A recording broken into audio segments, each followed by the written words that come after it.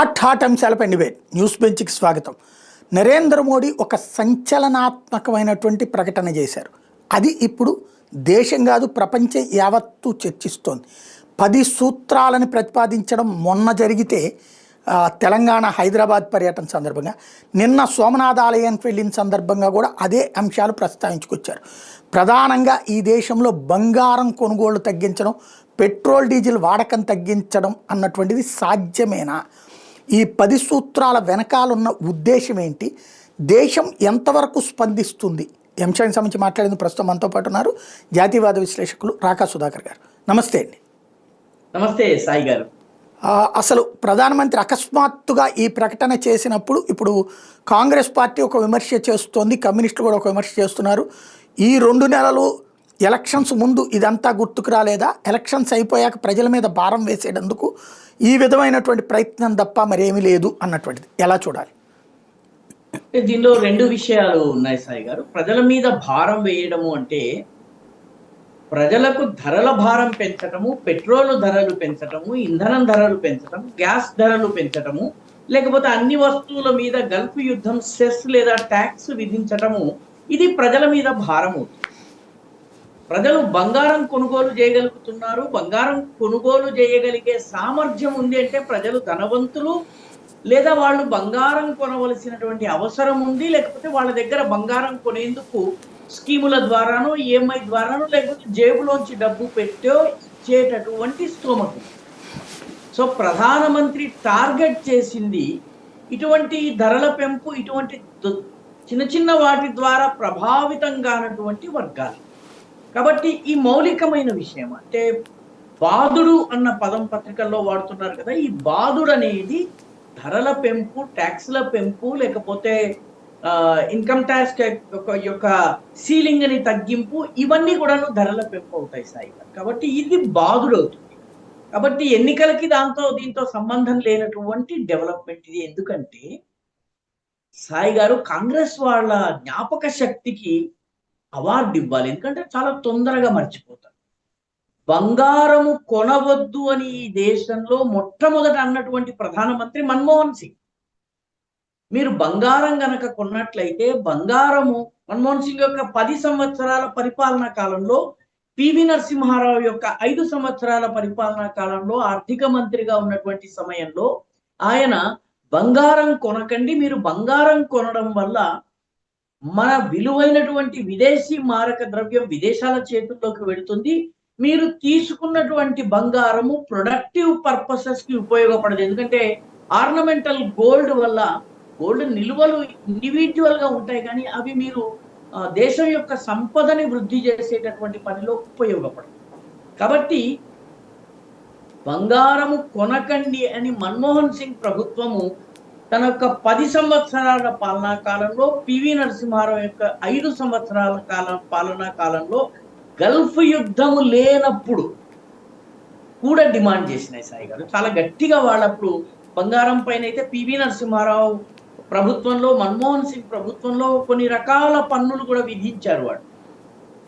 కాబట్టి బంగారం కొనకూడదు అని అనడం ఏదైతే ఉందో, ఇప్పుడు ఉన్నటువంటి ప్రపంచ ఆర్థిక పరిస్థితిలో మనం విలువైనటువంటి విదేశీ మారకాన్ని మనం కోల్పోకూడదు అన్నట్టయితే 1 సంవత్సరం పాటు అసలు కొనొద్దు అన్నాడు మన్మోహన్ సింగ్. 1 సంవత్సరం పాటు వాయిదా వేయమని చెప్పి నరేంద్ర మోడీ అడుగుతున్నారు. ఈ రెండింటి మధ్య తేడాని కూడా మనం దయచేసి గమనించాలి సాయి గారు. మన్మోహన్ సింగ్ అసలు బంగారమే కొనొద్దాను, కానీ నరేంద్ర మోడీ ఏడాది పాటు మాత్రమే బంగారం కొనొద్దన్నాడు. అదేవిధంగా ఇంధనం వాడకాన్ని తగ్గించమన్నాడు. వాస్తవంగా కూడా ఇంధనం వాడకాన్ని తగ్గించాలి కాబట్టి మనం ఎలక్ట్రిక్ వెహికల్స్ ని ప్రమోట్ చేస్తున్నాము, సోలార్ ఎనర్జీని ప్రమోట్ చేస్తున్నాము, రకరకాల ప్రత్యామ్నాయ ఇంధన వనరుల్ని మనము పెంచడానికి కారణమే ఈ ఫాజిల్ ఆయిల్స్ ఏవైతే ఉన్నాయో. ఒకటి, ఈ ఫాజిల్ ఆయిల్స్ శాశ్వతంగా ఉండవు, అంటే మనం వాడేటటువంటి పెట్రోలు, డీజిల్. రెండవది, అవి విదేశీ మార్కెట్ల పైన ఆధారపడి ఉన్నాయి. కాబట్టి మనం వాటిని తగ్గించాలి అని ప్రధానమంత్రి చెప్పడము, కొన్ని విదేశ పర్యటనలు చేయవద్దన్నారు.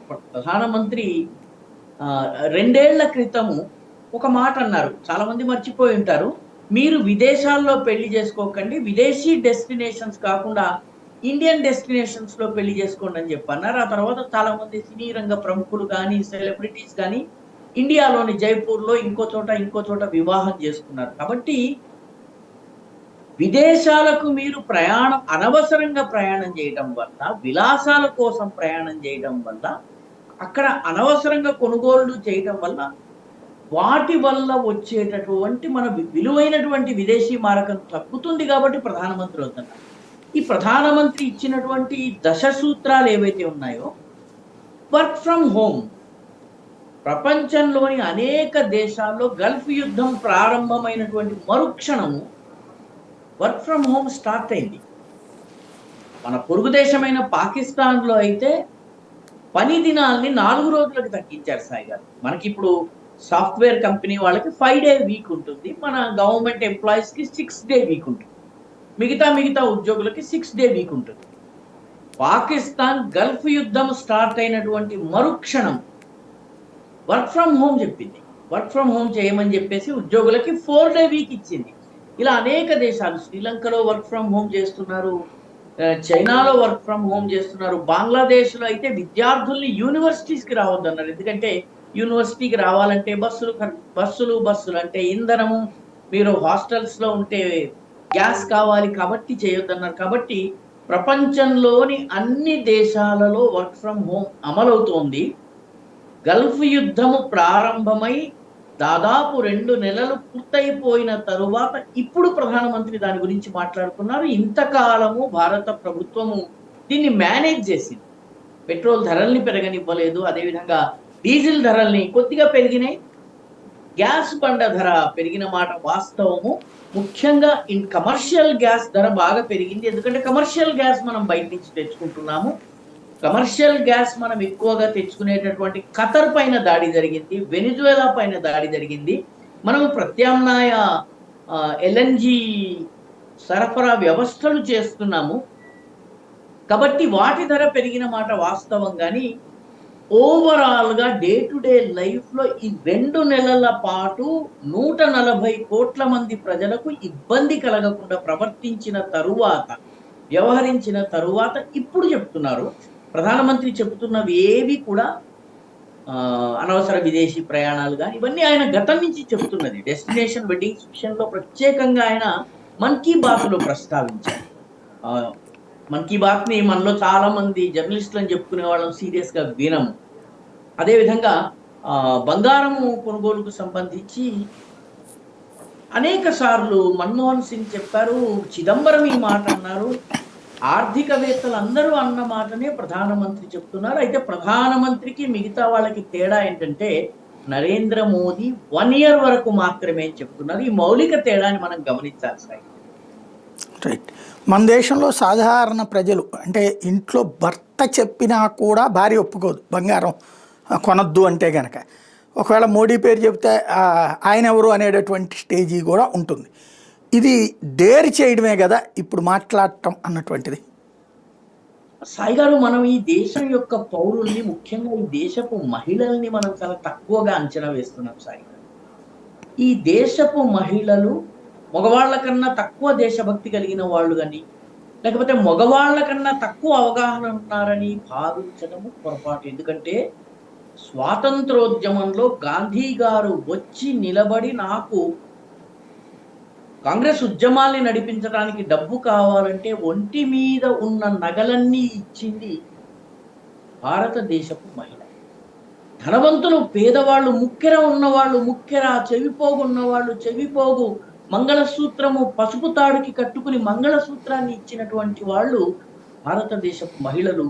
ఇదే శక్తిని వాళ్ళు 1962 వార్ సమయంలో చేశారు. 1965 సమయంలో అయితే లాల్ బహదూర్ శాస్త్రి స్వయంగా యుద్ధం యొక్క వ్యయాల కోసము, దేశం అప్పుడు చాలా పేద పరిస్థితిలో ఉండేది, అమెరికా నుంచి ఆహార ధాన్యాలు PL-480 ధాన్యాల పడవలు వస్తే తప్ప ప్రజలకి బియ్యం ఉండనటువంటి దరిద్రపు పరిస్థితిలో దేశం ఉండేది.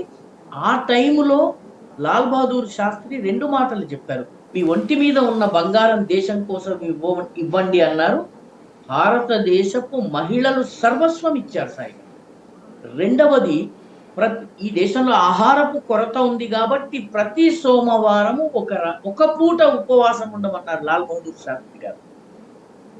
ఈ రోజుకి కూడా ఆ తరం వాళ్ళు చాలా మంది సోమవారం రాత్రి ఉపవాసం ఉంటారు. ఈ దేశ పౌరుల యొక్క దేశభక్తిని గాని, ఈ దేశ మహిళల యొక్క దృఢ సంకల్పాన్ని గాని మనం తక్కువ అంచనా వేయకూడదు.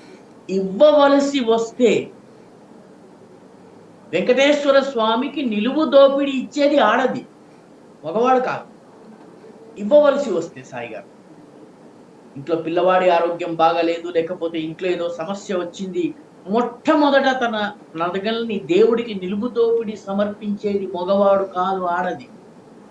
అంతేకాదు సాయి గారు, ఎప్పుడన్నా ఏదన్నా భర్తకి వ్యాపారపరమైన అవసరం వచ్చినా, ఇంట్లో ఎమర్జెన్సీ వచ్చినా, మంగళసూత్రానికి తాడుకి పసుపు కొమ్ము కట్టి మంగళసూత్రాన్ని భర్తకిచ్చి వ్యాపారం చేయమన్నది భారతీయ మహిళ.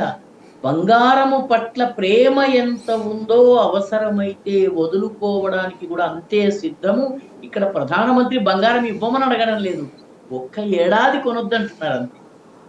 ఎందుకంటే ప్రస్తుతము ప్రపంచ ఆర్థిక వ్యవస్థ ఉన్నటువంటి తీరులో ఈ గల్ఫ్ యుద్ధము, యుక్రెయిన్ యుద్ధము, ఈ రెండు కొనసాగుతున్నటువంటి నేపథ్యంలో ఇప్పుడు మనం జాగ్రత్తలు తీసుకోవాల్సిన అవసరం ఉంది. ఎందుకంటే గల్ఫ్ యుద్ధము విస్తరించినా, యుక్రెయిన్ యుద్ధము విస్తరించినా, తైవాన్ కావచ్చు, పాకిస్తాన్ భారత్ కావచ్చు, అనేక రకాల యుద్ధాలు వచ్చే అవకాశం ఉంది. ఎందుకంటే ఎవడి లెక్కలు వాడివి. పాకిస్తాన్ ఈ రోజుల్లో భారతదేశం మీద దాడి చేసే అవకాశం చాలా పుష్కలంగా ఉంది. ఎందుకంటే తన అంతర్గత సమస్యల నుంచి తప్పించుకోవడానికి పాకిస్తాన్ దగ్గర ఉన్న ఏకైక ఆయుధం భారత వ్యతిరేకత.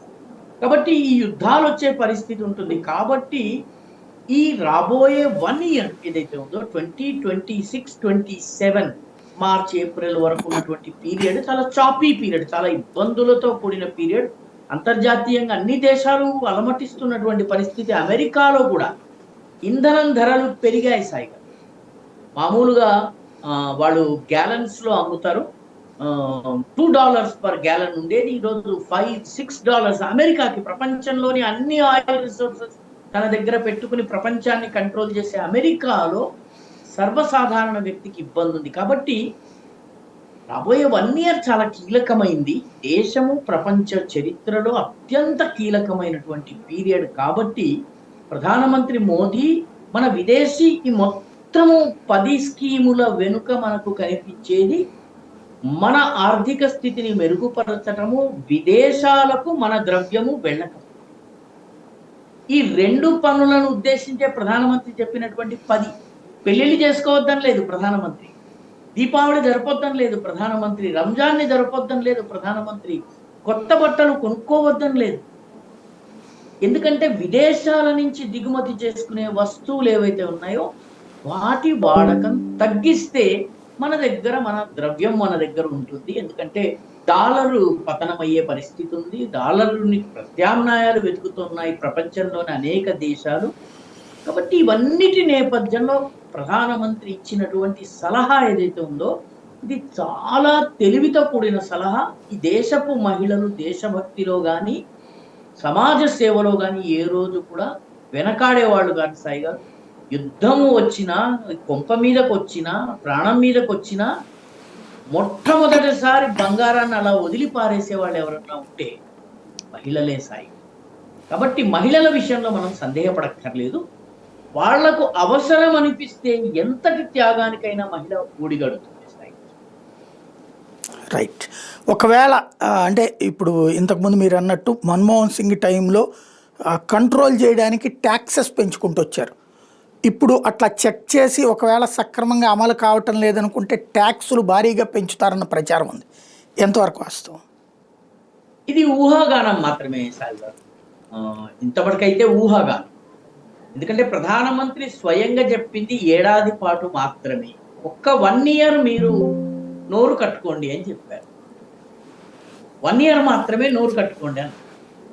దేశ ప్రజలు పొదుపుగా ఖర్చు చేయండి, అనవసర ఖర్చులు చేయకండి, విదేశీ వస్తువుల్ని కొనకండి, విదేశాల పర్యటనలు చేయకండి, లేకపోతే విదేశీ విమానయానం చేయకండి, బంగారము విదేశం నుంచి వస్తుంది కాబట్టి కొనకండి. ఈ మాటలు ప్రధానమంత్రి స్పీచ్లో స్పష్టంగా చెప్పింది for 1 year. For 1 year only. So 1 year లోపల ట్యాక్సులు పెట్టి దాన్ని అమలు చేయగలగడం సాధ్యమవుతుందా ప్రాక్టికల్గా? అంటే ప్రభుత్వ యంత్రాంగం పనితీరు మనకి తెలుసు కాబట్టి ఎంత హోంవర్క్ జరిగితే తప్ప ట్యాక్స్ని పెంచేటటువంటి పరిస్థితి రాదు సాయిగా. 1 ఇయర్ వరకే ప్రధానమంత్రి అడుగుతున్నారు కాబట్టి ఊహాగానాలు అయితే నడుస్తున్నాయి. గోల్డ్ కంట్రోల్ ఇటువంటివన్నీ కూడా స్వచ్ఛందంగా జరగాల్సిందే సాయి. వాస్తవానికి ప్రజలు గోల్డ్ కంట్రోల్ చేయమన్నా, కోవిడ్ టైంలో పళ్ళాల్ని కొట్టమన్నా, లేకపోతే గంటలు మోగించమన్నా ఇవి స్వచ్ఛందంగా ప్రజలు చేస్తేనే. ఆగస్టు 15కి జెండా ఎగరేయమన్నా ఇవి ఆదేశాలుగా రాలేదు సాయిగా. ఇవన్నీ కూడా రిక్వెస్ట్గా వచ్చినాయి, ప్రజలను విజ్ఞప్తి చేయడం జరిగింది. ఈ దేశ ప్రజానీకం స్పందించి కాబట్టి ట్యాక్స్ రెజీమ్ని కనుక మార్చాలన్నట్లయితే చాలా కసరత్తు మొదటి నుంచి జరగాల్సి ఉంటుంది. కాబట్టి అలా జరుగుతుందని నేను అనుకోను. కానీ ఒకవేళ జరిగినా కూడా ఆశ్చర్యపోనక్కర్లేదు. మోదీ ప్రభుత్వము చాలా ఇటువంటి నిర్ణయాలు తీసుకునే విషయంలో బ్యాక్గ్రౌండ్లో చాలా వర్క్ చేస్తుంది. అందులో కూడా అనుమానం ఏమీ లేదు. పెరిగినా కూడాను ప్రజలు ఆ ట్యాక్స్ని చెల్లించుకుంటారు. ఎందుకంటే బంగారం కొనుగోలు అనేది మనకి ఎంత సెంటిమెంట్ అంటే, బంగారం 2.5 లక్షలు దాటిన తర్వాత కూడా కొన్నారు కదా సాయి గారు. అది 2.5 లక్షల నుంచి ట్యాక్స్ వల్ల 2,75,000 అయితే కొనడం మానేస్తారా? స్వచ్ఛందంగా ప్రజలు గనక కొనొద్దనుకుంటే తప్ప బంగారం కొనుగోలును ఈ దేశంలో ఏ ప్రభుత్వము ఆపలేదు, ఏ ధరల పెరుగుదల ఆపలేదు. ఎందుకంటే మీరు ట్యాక్స్ వేసిన బంగారం కొనాలంటే మలబార్ గోల్డ్లో, లలితా జ్యువెలరీలో క్యూలు ఉంటాయి సాయి, జోయల్ లుకాస్లో క్యూస్. ధర ఎంత ఉందన్న దాంతో సంబంధం లేదు. కొనాలని నిర్ణయించుకుంటే మహిళలు, కుటుంబాలు తప్పనిసరిగా బంగారం. బట్టి 1 ఇయర్ వరకు మాత్రమే వాయిదా వేసుకోమన్నది ప్రధానమంత్రి పిలుపు. దీనికి ఈ దేశ జనత సహజంగా దేశభక్తులైనటువంటి భారతీయులు ఖచ్చితంగా స్పందిస్తారన్నది నా అంచనా. ట్యాక్స్ పెంపు ఇవన్నీ కూడా ఊహాగానాలు. ఎందుకంటే ప్రధానమంత్రి 1 ఇయర్ ఉన్నారు కాబట్టి ఒక 3 నెలల తర్వాత ట్యాక్స్ని అమలు చేసి అదొక 4 నెలలు ఇంప్లిమెంటేషన్కి టైం బట్టే లోపల ఈ 1 ఇయర్ పూర్తయిపోతుంది. కాబట్టి ఆలోచించాల్సిన విషయం, ఇటువంటి సమయంలో ప్రజలు వాస్తవానికి ప్రభుత్వము చెబుతున్న దానిని లోతుగా ఆలోచించి సత్యాసత్యాలు తెలుసుకోవాలి. కానీ ఊహాగానాల పైన, వాట్సాప్ యూనివర్సిటీల పైన ఈ రోజుల్లో లెఫ్ట్ లిబరల్ ఇకోసిస్టమ్ పెద్ద వాట్సాప్ యూనివర్సిటీ సాయి గారు, వాళ్ళు అసత్య ప్రచారాలు చేయడంలో ఎక్స్పర్ట్స్ అయిపోయారు. కాబట్టి ఇటువంటి విషయాల్లో ప్రజలు ఆలోచిస్తారని నా నమ్మకం సాయి. మన కరోనా టైంలో స్కూళ్ళకి పిల్లల్ని పంపించకుండా ఇళ్లల్లో నుంచి వర్క్ ఫ్రమ్ హోమ్ టైప్లోనే స్టడీస్ ఫ్రమ్ హోమ్ జరిగింది. ఇప్పుడు అదే పిలుపునిస్తున్నారు. పబ్లిక్ నుంచి స్పందించాలా, విద్యా సంస్థలు స్పందించాలా, రాష్ట్రాల ప్రభుత్వాలు స్పందించాలా? అది అన్నీ స్పందించవలసి ఉంటుంది సాయి గారు. రాష్ట్ర ప్రభుత్వాలు కూడా ఆదేశాలు జారీ చేయవచ్చును, స్కూళ్ళు కూడా దానిని పాటించవలసి అవసరం ఉంది. అదృష్టవశాత్తు కోవిడ్ రావడం వల్ల, కోవిడ్ నిజం చెప్పాలంటే సాయి గారు కొంత విషయం ఇదైనా కూడాను జామ్, ప్రధానమంత్రి రాగానే జనధన్ ఆధార్ మొబైల్ లింకేజ్ చేయడం అనేది అది 2014 నుంచి 2015లో జరిగిన కారణంగా కోవిడ్ 2021లో కోవిడ్ వచ్చే నాటికి ఈ జామ్ సిస్టమ్ ద్వారా డైరెక్ట్గా ప్రజలకి బెనిఫిట్లు అందజేయడం కానీ, సహాయ సహకారాలు పంపించడం కానీ, ప్రజలకు వ్యాక్సినేషన్ చేయడం కానీ ఇవన్నీ సాధ్యమైనాయి. మనకి కోవిడ్ ఎక్స్పీరియన్స్ ఉంది. కోవిడ్లో దాదాపు 18 నెలల పాటు మనము స్కూళ్లను, చదువులను, వ్యాపార వాణిజ్యాలను, మిగతా వేటిని కూడా ఆపకుండా ఉద్యోగాలను అనేక మంది 1 year 1.5 year work from home చేశారు. ఈ రోజుకి కూడా చాలా మంది వర్క్ ఫ్రమ్ హోమ్ చేస్తున్నారు. జీతము తక్కువైనా సరే నేను వర్క్ ఫ్రమ్ హోమ్ చేస్తాను అనేటటువంటి సాఫ్ట్వేర్ ఉద్యోగులు చాలా మంది ఉన్నారు సాయి గారు. కాబట్టి ఆల్రెడీ మనకి కోవిడ్ ఎక్స్పీరియన్స్ ఉంది కాబట్టి ఈ దేశంలో వర్క్ ఫ్రమ్ హోమ్ని అమలు చేయడం అంత పెద్ద కష్టం కాదు. ఎడ్యుకేట్ ఫ్రమ్ డిస్టెన్స్ ఎడ్యుకేషన్ అనేది కూడా మనకు అర్థం కాదు, పెద్ద అవరోధం కాదు, ఇబ్బంది కాదు. స్కూళ్ళు కనుక డిసైడ్ చేసి పిల్లల్ని ఇంటి నుంచే ఇది కావాలన్నట్టయితే, లాగిన్ కావాలన్నట్టయితే కోవిడ్ టైంలో అనేక మంది తండ్రులు ల్యాప్టాప్స్, టాబ్లెట్స్, మొబైల్ ఫోన్స్, ఇవన్నీ ట్యాబ్స్ ఇవన్నీ కూడా కొనిపెట్టారు. కాబట్టి India is today prepared for work from home situation. గతం కన్నా కూడాను వర్క్ ఫ్రమ్ హోమ్కి ఈరోజు ఇండియా ఎక్కువ సంసిద్ధంగా ఉంది. ఎందుకంటే కోవిడ్ ఎక్స్పీరియన్స్ మనకు ఉంది. కాబట్టి ప్రతి ఎక్స్పీరియన్స్ నుంచి మనం నేర్చుకుంటున్నాం, భారతీయులు నేర్చుకుంటారు. కాబట్టి పెద్దగా కష్టం అవుతుందని నేను అనుకోను. ఎందుకంటే స్కూళ్ళు కూడాను దీనిని ఆ రకంగానే చేయటంలో పెద్ద ఇబ్బంది ఉండదు. ఒకవేళ కనుక ప్రధానమంత్రి స్కూళ్ళను కూడా అడిగినట్లయితే, ఇప్పటి వరకు జాబ్స్ వరకే అడిగారు ఆయన, ఉద్యోగాల వరకే వర్క్ ఫ్రమ్ హోమ్ అన్నారు. స్కూళ్ళకి ఎక్స్టెండ్ చేసినా కూడా ఇబ్బంది పడే పరిస్థితి లేదు ఈ దేశంలో. ఎందుకంటే మనకు కోవిడ్ ఎక్స్పీరియన్స్ ఉంది. కోవిడ్ టైంలో ఎంతమంది తల్లిదండ్రులు laptops, second hand laptops, tablets, tabs ఏవో అవో ఏవో కొన్నారు మనందరికీ తెలిసిన విషయం. కాబట్టి India is ready for austerity measures. అంటే ఈ పొదుపు చర్యలకి భారతదేశం మానసికంగా, mentally and materially India is ready సాయిగా. రైట్. ఇక్కడ మీరు ఇందాక చెప్పినట్టుగానే పాకిస్తాన్ వాడు ప్రిపేర్డ్గా ఉన్నాడు, వాడికి సమస్య పరిష్కరించుకోవడానికి వారు. రెండో పక్కన బెంగాల్లో బీజేపీ గెలిచినప్పటి నుంచి బంగ్లాదేశ్లో ఉన్నటువంటి నాయకులు ఏకంగా స్వరాలు చాలా బలంగా పెంచుతున్నారు. పాకిస్తాన్తో కలిసి యుద్ధం చేస్తాం లాంటి పదాలు కూడా వాడుతున్నారు. దీన్ని ఎలా చూడాలి? వీళ్ళు ఏమన్నా ఇద్దరు కలిసి జాయింట్గా ఏమన్నా చేసే వ్యవహారం ఏమన్నా ఉంటుందా? సాయి గారు, ఇందులో మొట్టమొదట గమనించాల్సిన విషయం ఏంటంటే, పాకిస్తాన్ యుద్ధం చేయటం కోసం మనతోటి 72 గంటల యుద్ధం చేయటం ఆపరేషన్ సింధూర్లో 2 దేశాల ప్రత్యక్ష సహకారాన్ని, ఒక దేశపు పరోక్ష సహకారాన్ని తీసుకుని యుద్ధం చేసింది. ఆ 72 గంటల్లో పచ్చడి అయిపోయినటువంటి పాకిస్తాన్కి డ్రోన్స్ నడిపేందుకు టర్కిష్ సైన్యం వచ్చి సహకరించింది. చనిపోయిన వాళ్ళలో 2 టర్కిష్ సైనికులు ఉన్నారు సాయి.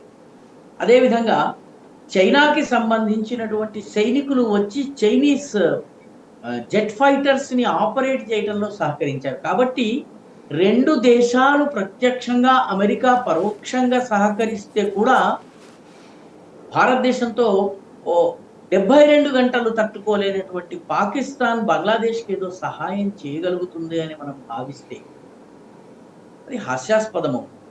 తన 72 గంటల యుద్ధానికి 3 దేశాల సహకారంతో చిటి చివరికి అమెరికా రంగంలో దిగింది. వెళ్ళు శరణాగతి కోరు అని చెప్పి డీజీఎంఓకి చెప్తే వాళ్ళ డీజీఎంఓ వచ్చి చేశారు. పాకిస్తాన్ తోటి సంబంధాలను పెంచుకోవడం ద్వారా భారతదేశం మీద ఒత్తిడి తెచ్చేటటువంటి ప్రయత్నము కొంత చేయవచ్చును బంగ్లాదేశ్. కానీ బంగ్లాదేశ్కి కొన్ని స్ట్రక్చరల్ వీక్నెసెస్ ఉన్నాయి సార్.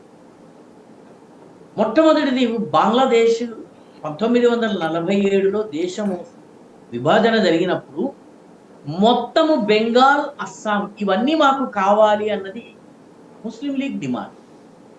ముస్లిం లీగ్ డిమాండ్ ప్రకారము ఈరోజు ఉన్నటువంటి మొత్తము నార్త్ ఈస్ట్ అంటే అరుణాచల్ ప్రదేశ్ నుంచి మొదలుపెట్టి త్రిపుర వరకు ఉన్నటువంటి 7 రాష్ట్రాలు ఇంక్లూడింగ్ అస్సాం, అప్పుడు ఇవన్నీ కూడా అస్సాంలో జిల్లాలుగా ఉండేవి. అరుణాచల్ని మినహాయించి, మిగిలిన త్రిపురని మినహాయించి, మణిపూర్ని మినహాయించి మిగిలినవన్నీ కూడా అస్సాంలో జిల్లాలు సాయి. కాబట్టి ఈ అస్సాం మాకు కావాలి, బెంగాల్ మాకు కావాలని 1947లో అడిగారు. అవి మనము ఆ సమయంలో శ్యామాప్రసాద్ ముఖర్జీ వల్ల, గోపీనాథ్ బోర్డోలోయ్ వల్ల వాటిని మనం కాపాడుకోగలిగాం. కాబట్టి ఇదంతా తమ న్యాచురల్ ల్యాండ్ అన్నటువంటి భావము బంగ్లాదేశీ ముసల్మాన్లలో చాలా ప్రబలంగా ఉంది సాయి గారు, ముఖ్యంగా మేధావుల్లో చాలా. సో బంగ్లాదేశీ మేధావులు చాలా కాలంగా ఒక వాదనను ముందుకు తీసుకొచ్చారు. లెబెన్స్ రామ్ అనేటటువంటి ఒక వాదనను ముందుకు తీసుకొచ్చారు. లెబెన్స్ రామ్ జర్మన్ పదం. లెబెన్స్ రామ్ అంటే ఏంటంటే లివింగ్ స్పేస్. మేము చాలా మంది ఉన్నాం, మా దేశం చిన్నదైపోయింది, ఇక్కడ జనం నివసించడానికి వీల్లేదు, కాబట్టి ఇరుగు పొరుగుల రాజ్యాన్ని మేము ఆక్యుపై చేసుకుని అక్కడ జీవిస్తాం. కాబట్టి మా వాళ్ళకు బతికేందుకు స్థలం కావాలి, కాబట్టి మేము ఆక్రమిస్తాం. దీన్ని లెబెన్స్ రామ్ అంటారు. ఇది హిట్లర్ మొత్తం యూరోప్ మీద దాడి చేసేటప్పుడు లెబెన్స్ రామ్ అన్నటువంటి పదాన్ని వాడారు. మేము ఎందుకు దాడి చేస్తున్నాం అంటే మాకు ఏం అవసరం లేదు, మా ప్రజలు బ్రతకడానికి జాగా కావాలి. సేమ్ వే బంగ్లాదేశ్ కూడా మొత్తము ఈ అవిభక్త బెంగాల్ ప్రెసిడెన్సీ మొత్తము తమదని భావిస్తారు. కాబట్టి ఆ, దురదృష్టవశాత్తు గత 70 సంవత్సరాల భారతదేశ చరిత్రలో వచ్చినటువంటి పాలకులు బంగ్లాదేశ్ యొక్క భావాన్ని బలపరిచారు. విషయం వచ్చింది కాబట్టి మీకు చెప్తున్నాను. 1954 వరకు బంగ్లాదేశ్ వాడు ఇండియాకి రావచ్చు, ఇండియా వాడు బంగ్లాదేశ్కి పోవచ్చు. స్వాతంత్రం 47లో అయిన తర్వాత ఫారినర్స్ యాక్ట్ 54లో వచ్చింది. రాజ్యాంగము తయారైనటువంటి 4 సంవత్సరాల తర్వాత ఫారినర్స్ యాక్ట్ వచ్చింది. అప్పుడు ఎవడు స్వదేశీ ఎవడు విదేశీ, విదేశీ మన దేశంలోకి రాకూడదు అన్నటువంటిది తయారైంది 54లో. చాలా మందికి తెలియని విషయం ఇది. ఆ తరువాత కూడా అస్సాములో విదేశీయుల్ని పంపించేసేందుకు నేషనల్ రిజిస్టర్డ్ సిటిజన్ ప్రారంభించారు గోపీనాథ్ బోర్డోలే. ఆయన చనిపోతే ఆయన తరువాత ముఖ్యమంత్రి అయినటువంటి విష్ణురామ్ మేధి ఈ ప్రక్రియను చేపట్టి గుర్తించారు. ప్రతి 10 సంవత్సరాలకి స్పెషల్ ఇంటెన్సివ్ రివిజన్ జరిగినట్టుగా అక్కడ ఎన్ఆర్సి చెయ్యాలి, నేషనల్ రిజిస్టర్డ్ సిటిజన్ చెయ్యాలి అని చెప్పి అస్సాంలో చట్టం ఉంది. ఆ చట్టాన్ని కాంగ్రెస్ ప్రభుత్వం అవహేళన చేసింది. 1965 టైంలో prevention of infiltration from Pakistan అనే చట్టాన్ని లాల్ బహదూర్ శాస్త్రి తీసుకొచ్చారు. లాల్ బహదూర్ శాస్త్రి చనిపోగానే ఆయన ఇదైతే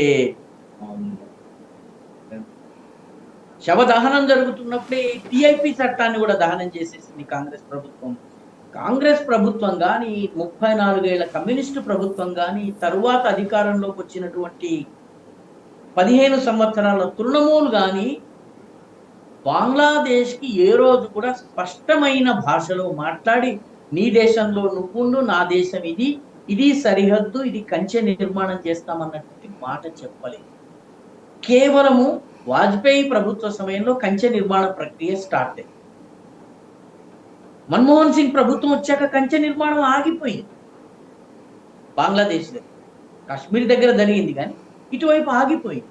ఇప్పుడు కొత్త ప్రభుత్వం వచ్చిన తరువాత ప్రతి విదేశీని వెనక్కి పంపిస్తామనడంతో బంగ్లాదేశ్లో స్వరం మారడం సహజం. ఎందుకంటే ప్రతి బంగ్లాదేశీ చదువుకున్నవాడు, చదువుకోనివాడు, ప్రతి బంగ్లాదేశీ ముస్లిం నేటి అస్సాం, నేటి పూర్తి బెంగాల్, అదేవిధంగా బీహార్లో ఉన్నటువంటి పూర్ణియా, కటిహార్, కిషన్గంజ్, అరారియా ఈ 4 జిల్లాలు బృహత్తర బంగ్లాదేశ్లో అంతర్భాగంగా భావిస్తారు.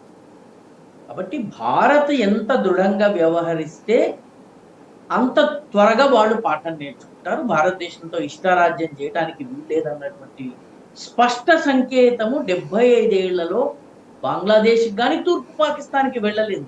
సాయి గారు, ఒకసారి యాక్చువల్గా భారత బంగ్లా సరిహద్దుని మనం పర్యటన చేసి చూస్తే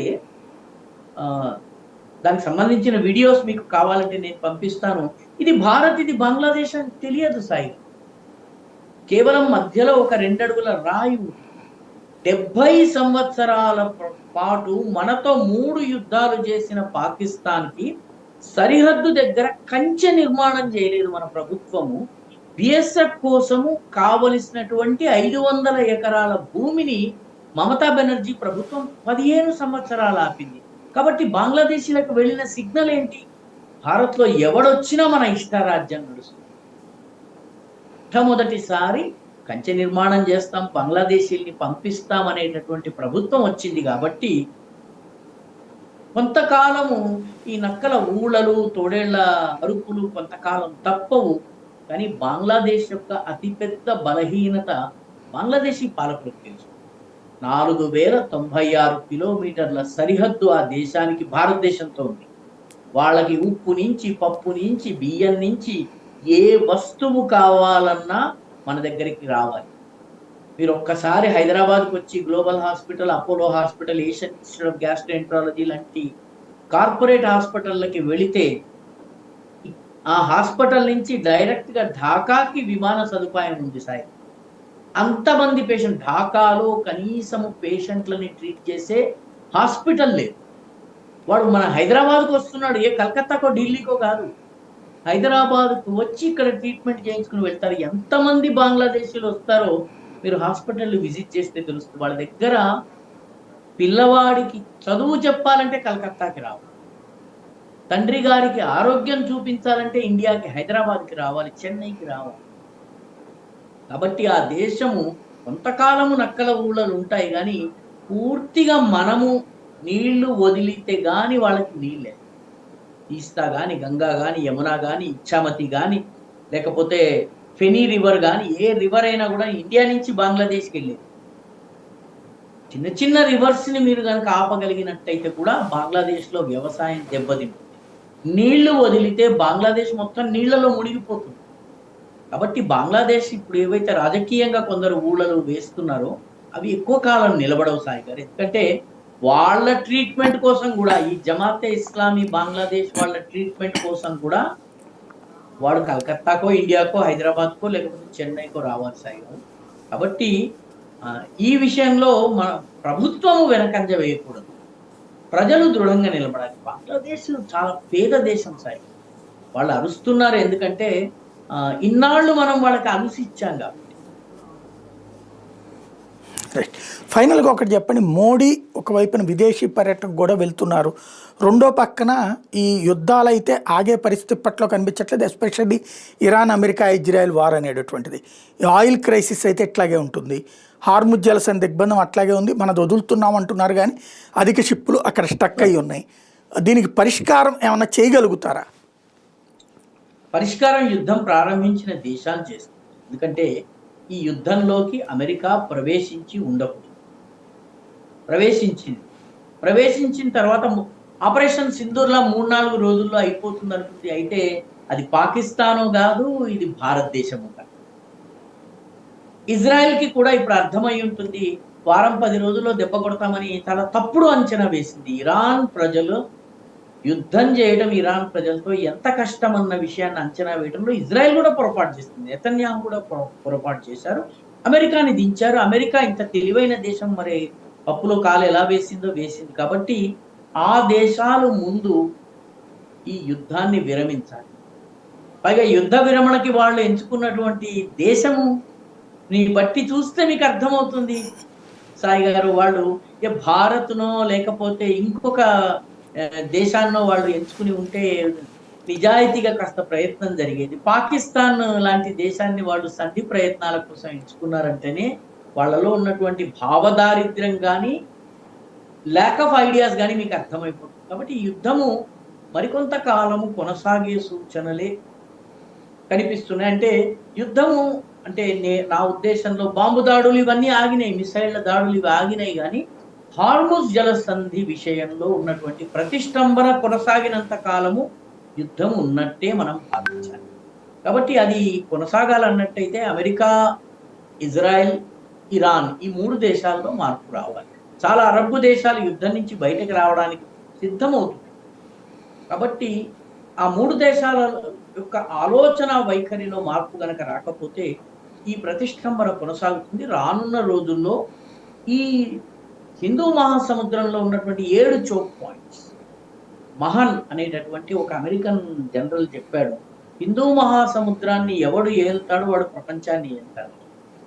చాలా కాలం, దాదాపు ఒక 100 సంవత్సరాల క్రితం మహన్ చెప్పినటువంటి మాట. హిందూ మహాసముద్ర ఒక్కటే దానిలోకి 7 ఇటువంటి జలసంధులు ఉన్నాయి. బాబెల్ మ్యాండబ్ ఉంది, అదేవిధంగా హార్ముజ్ జలసంధి ఉంది, అదేవిధంగా కేప్ ఆఫ్ గుడ్ హోప్ దగ్గర, మడగాస్కర్ దగ్గర జలసంధి ఉంది, అదేవిధంగా మలక్కా, సుండా, లుబోక్ జలసంధులు మనకి ఇండోనేషియా దగ్గర ఉన్నాయి.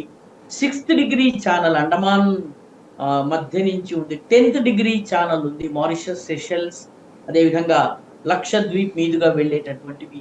ఇవన్నీ కూడా చోక్ పాయింట్స్ సాయి గారు. కాబట్టి రానున్న రోజుల్లో ఈ మరైన్ చోక్ పాయింట్స్, సముద్రపరమైనటువంటి ఈ బాటిల్ నెక్స్ ఏవైతే ఉన్నాయో వీటిపైన ఆధిపత్యం కోసము చైనా, అమెరికా, మిగతా దేశాలు కూడా ఫైట్ చేసే అవకాశం ఉంది. కాబట్టి ఈ క్రైసిస్ కొంతకాలము కొనసాగే పరిస్థితి మనకు కనిపిస్తుంది. ఎందుకంటే మధ్యవర్తిత్వం వహించవలసిన అమెరికా స్వయంగా యుద్ధంలో పాల్గొనడం వల్ల ఇప్పుడు మధ్యవర్తిత్వం వహించగలిగే వాళ్ళు ఎవరు? ఇది పరిస్థితి. ప్రస్తుతం ఉన్నటువంటి అతిపెద్ద సమస్య ఏంటంటే యుక్రెయిన్, రష్యాలకు సంధి చేయాలంటే అమెరికా రావాలి. అమెరికా యుక్రెయిన్ పక్షాన నిలబడింది నేటో దేశాల సమాఖ్యం. కాబట్టి అమెరికా మధ్యవర్తిత్వం రష్యాకి ఆమోదయోగ్యం కాదు. అదేవిధంగా హార్మోజ్ జలసంధిలో కూడాను ఇజ్రాయెల్ ఇరాన్ల మధ్య జరగవలసిన యుద్ధంలో తగుదునమ్మా అని అమెరికా తలదూర్చింది.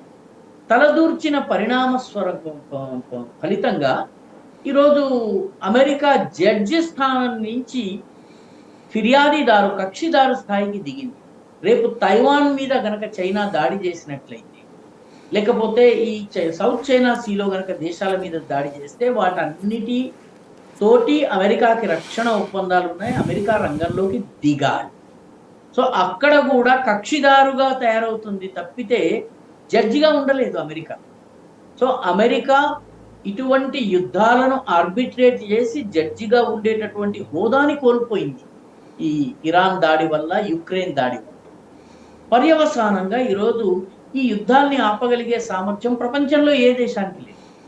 వాస్తవానికి భారతదేశం అడుగు పెడితే శాంతి వస్తుంది అది ఇది అంటారు, కానీ నిజంగా అలా అయ్యుంటే ఈ పాటికి భారతదేశం అడుగు పెట్టేది. భారతదేశం దగ్గర కూడా అంత లివరేజ్ లేదు. పర్యవసానంగా ఈ టెన్షన్స్ కొంతకాలం కొనసాగుతాయి.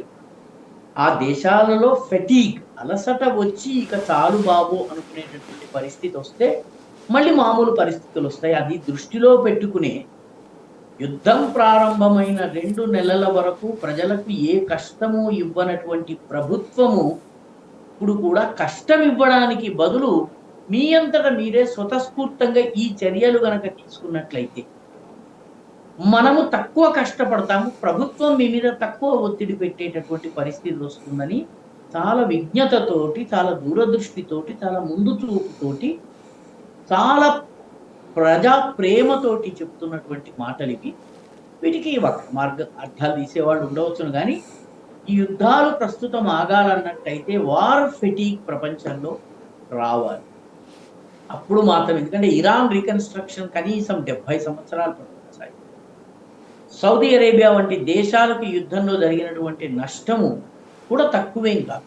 నిన్నటికి నిన్న అజేయము అపరాజేయం అనుకున్నటువంటి ఐరన్ డోమ్ని ఇరాన్ పూర్తిగా ధ్వంసం చేయగలిగింది. కాబట్టి యుద్ధం చేస్తామన్నటువంటి అన్ని దేశాలకి పాఠాలు లభిస్తున్నాయి. పాఠాలకు తొందరగా నేర్చుకుని శాంతి వైపు వెళ్ళవలసినటువంటి అవసరం ఉంది. మోదీ చాలా స్పష్టంగా చెప్పారు, ఇది యుద్ధాల సమయం కాదు. విషయం వచ్చింది కాబట్టి ఒక్కటి యాడ్ చేసి నేను ముగిస్తాను సాయి గారు. ఆపరేషన్ సింధూర్ని మే 9వ తారీఖున మోదీ ఆపినప్పుడు ఈ దేశంలో బీజేపీ మోదీ అభిమానులు కూడా చాలా మంది మోదీని తిట్టకుండా తిట్టారు. వాళ్ళెవ్వరికీ యుద్ధం మీద అవగాహన లేదు, ఆవేశంతో తిట్టారు. పాకిస్తాన్ని ధ్వంసం చేసేయాల్సింది అన్నారు. ఎక్కడ ఆపాలో తెలిసిన వాడే నిజమైన యోధుడు. ఆపరేషన్ సింధూర్ని అక్కడికి ఆపడము మోదీ యొక్క మాస్టర్ స్ట్రోక్. ఈరోజు అమెరికా ఆపలేకపోతుంది, అగ్రరాజ్యం అని చెప్పి అమెరికా ఆపలేకపోతుంది, అగ్రరాజ్యం అని చెప్పేటటువంటి అమెరికా యుక్రెయిన్ యుద్ధాన్ని ఆపలేకపోతుంది. కాబట్టి ఎక్కడ ఆపాలో తెలిసిన వాడు నిజమైన వీరుడు, నిజమైన యోధుడు, నిజమైన వ్యూహకర్త. కాబట్టి అమెరికా ప్రస్తుతం ఇన్వాల్వ్ అయింది కాబట్టి మరికొంత కాలము, బహుశా మరొక ఏడాది పాటు ఈ కష్టకాలం ఉండవచ్చును. ఆ అంచనాతోటే మోదీ 1 year వరకు ఈ ఆస్టెరిటీ మెజర్స్, పొదుపు చర్యల గురించి పదే నాదులో ప్రస్తావించారు, హైదరాబాద్లో ప్రస్తావించారు. రాబోయే రోజుల్లో దీన్ని మంత్రంలాగా ఆయన చెబుతూనే ఉంటారని నేను నమ్ముతున్నాను sir. Thank you very much అండి. ఇది పరిస్థితి. నరేంద్ర మోడీ ఇస్తున్న పిలుపు భవిష్యత్తుని దృష్టిలో పెట్టుకుని మన అందరి భవిష్యత్తు కోసం మరి ఆచరించాల్సినటువంటి అవసరం అయితే ప్రతి ఒక్కళ్ళకి ఉంది.